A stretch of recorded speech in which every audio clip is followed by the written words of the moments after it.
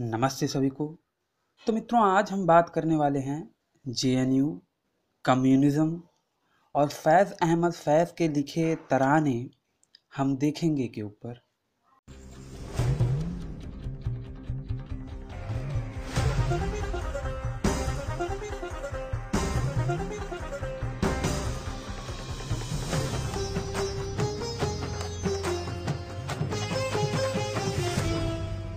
हम देखेंगे कश्मीर फाइल्स का मतलब कैसे विचार जा रहा है सर।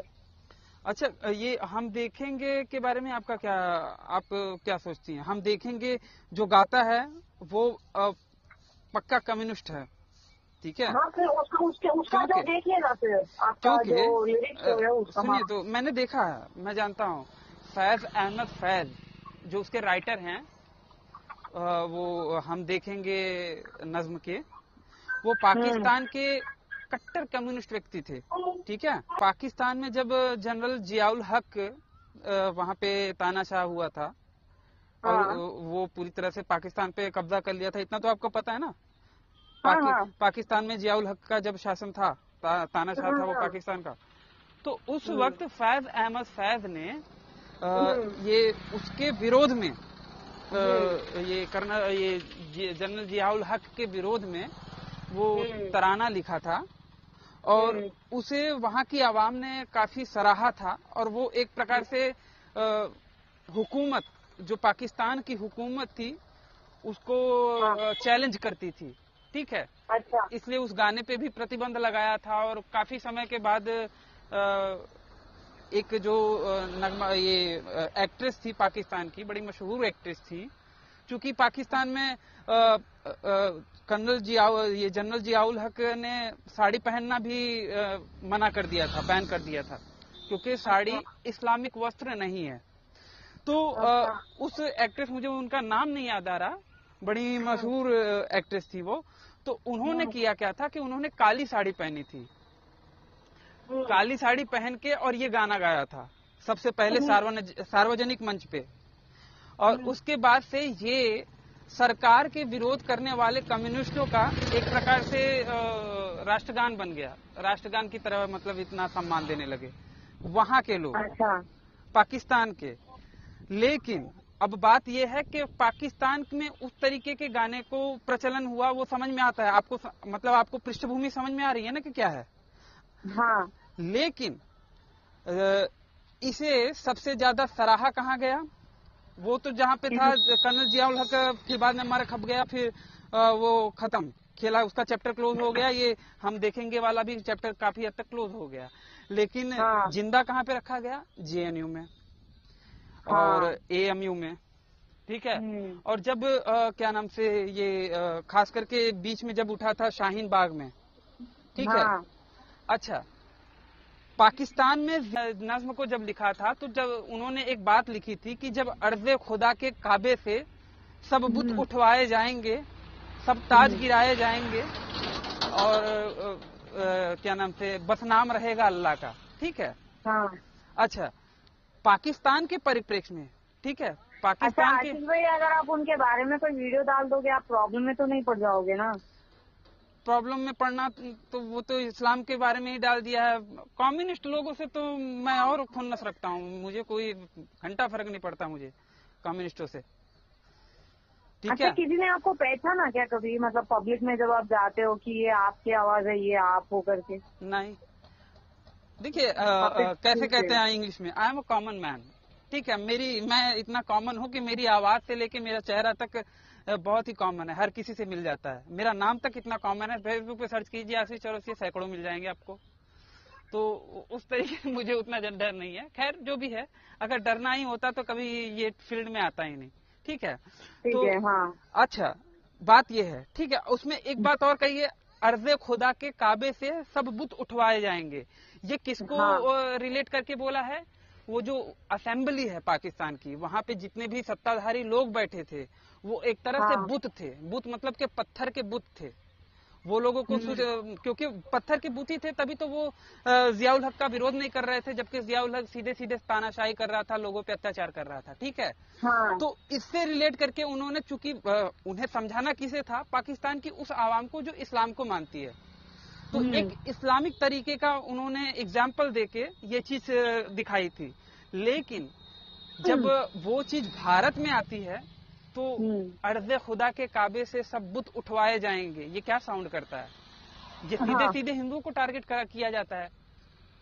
फैज अहमद फैज ना तो इस्लामिस्ट थे ना तो वो थे। अच्छा, वहां पे पाकिस्तान के आवाम के लिए वो गॉड या फिर ईश्वर शब्द का प्रयोग नहीं कर सकते थे कि बस नाम रहेगा ईश्वर का या फिर नाम रहेगा गॉड का। वहां पे तो उनको उर्दू के नॉर्मल वर्ड में अल्लाह ही बोलना था। लेकिन जब इसे शाहीन बाग में लाया गया, ठीक है, तो एक हिंदू सुनता है इस नज्म को तो वो एंटी हिंदू साउंड करता है, जो कि जाहिर सी बात है करता भी है। और मैं और आप और जो भी बोलने वाले हैं वो सब जानते हैं कि जो ये गाना गा रहे थे शाहीन बाग में, वो किस प्रकार से, किस मंशा के साथ, वो इस मंशा के साथ नहीं कह रहे थे कि अर्ज़े खुदा के काबे से सब बुत उठवाए जाएंगे, इसका मतलब सत्ताधारी या फिर ऐसे बुरे लोगों को, ये सब नहीं। उनका एक्चुअल मीनिंग वही था कि भैया ये जो पत्थर पूजने वाले हैं इनको हटाओ, इनके ऊपर प्रहार करो, ठीक है।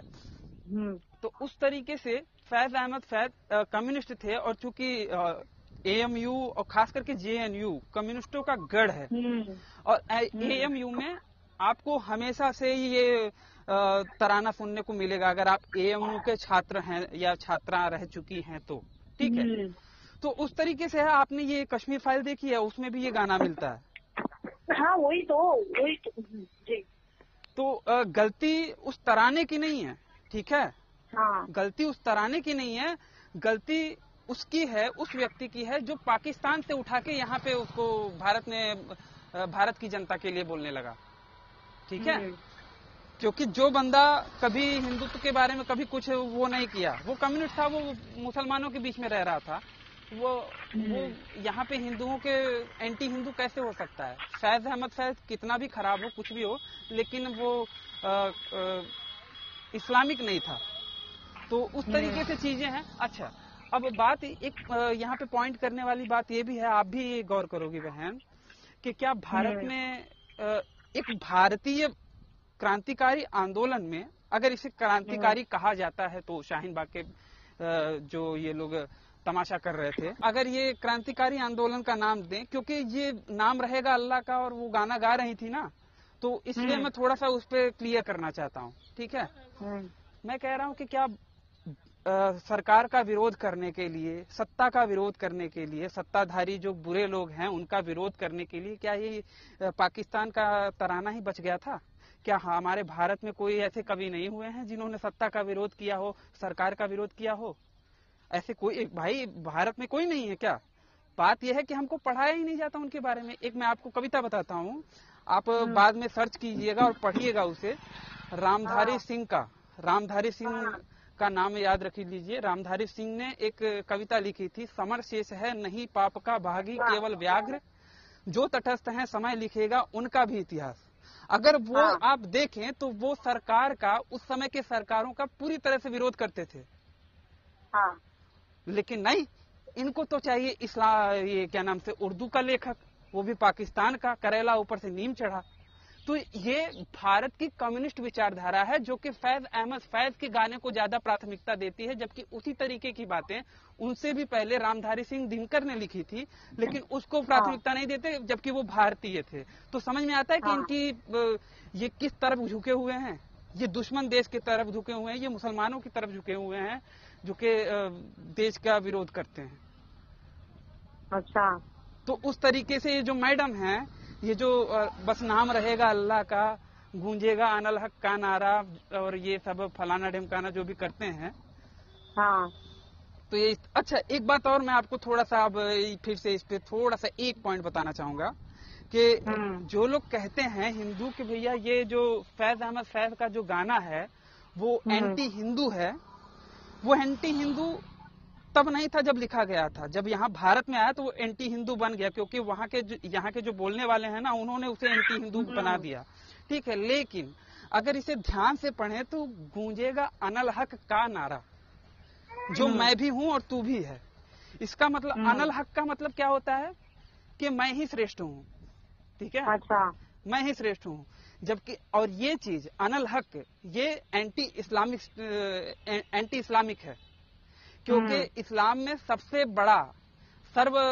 बड़ा वही है, क्या कौन है? अल्लाह है, उसके बड़ा कोई नहीं है।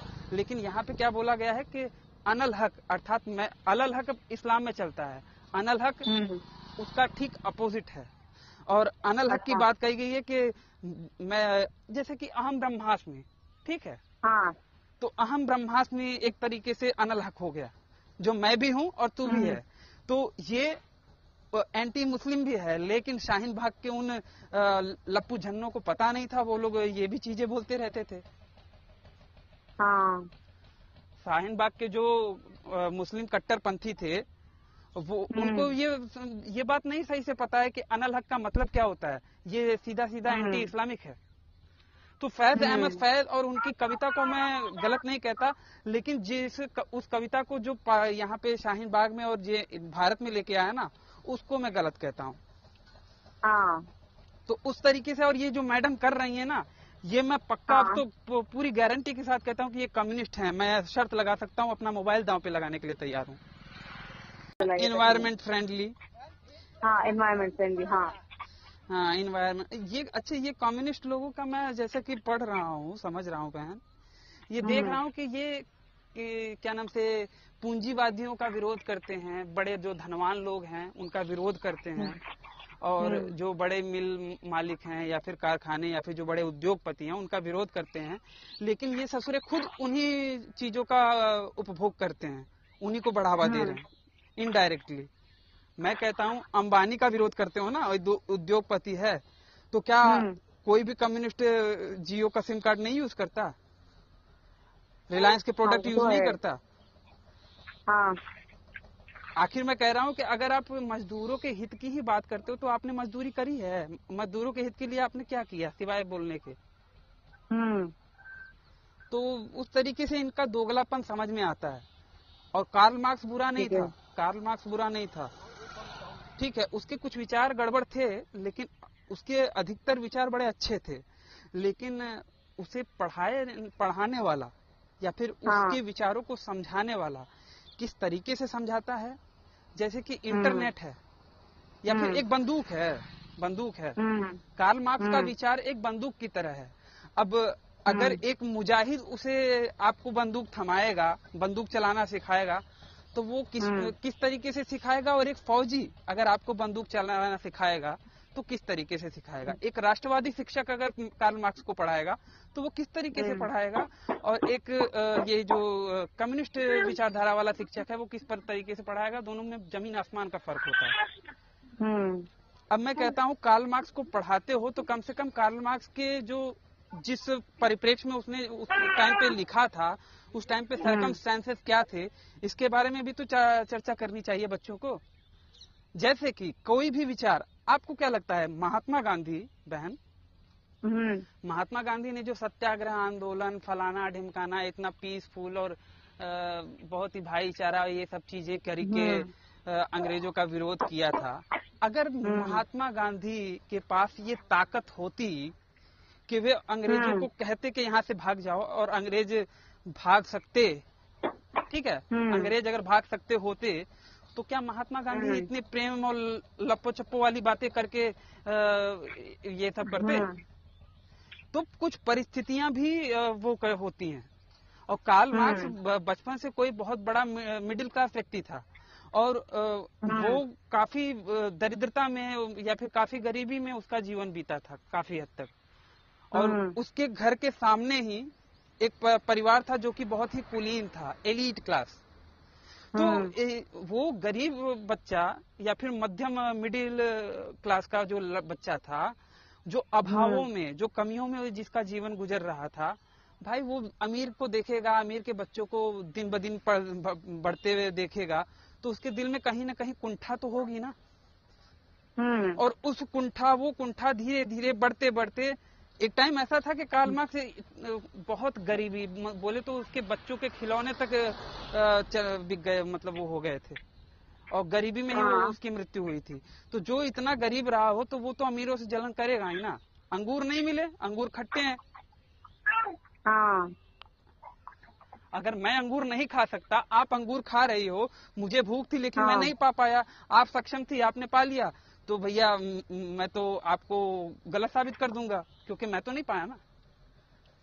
हाँ वो तो है। हालांकि कार्ल मार्क्स की विचारधारा काफी अलग थी, लेकिन काफी हद तक मेंटली और वहाँ की जो सोसाइटी कल्चर था उस पर भी गौर करना पड़ेगा। हाँ। लेकिन ये लोग ये चीज नहीं बताते, और यही कारण है आज भी भारत के जो कम्युनिस्ट हैं, जो कम्युनिस्ट विचारधारा है, वो आज भी हाँ। 1940 के टाइम पे जब भारत आजाद हुआ था उसी टाइम में रह रही है, मेंटली, हाँ। मानसिक तौर पे उसी तरीके से जी रही है। हाँ। तो उस तरीके से बातें हैं, हमको समझना पड़ेगा। इनफैक्ट मैं तो समझ ही रहा हूँ, और जितना भी आप जैसे लोगों से बात होगी तो बताता रहूंगा।